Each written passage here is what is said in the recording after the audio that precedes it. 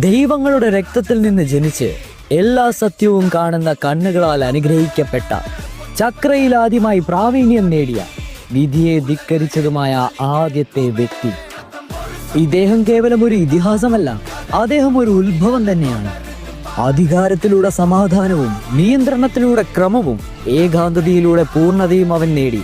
എന്നാൽ സ്വർഗം തേടി അവൻ ഇരുട്ടിലേക്കാണ് വീണത്. സ്നേഹത്തിന് പകരം ശക്തി തിരഞ്ഞെടുത്ത ദൈവമാണവൻ.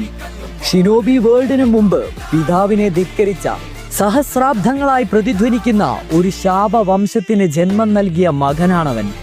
അവന്റെ കണ്ണുകളിൽ സിന്ദൂരം ജ്വലിച്ചപ്പോൾ ഹൃദയത്തിൽ തിരമാലകളാണ് അടിച്ചിറങ്ങിയത്.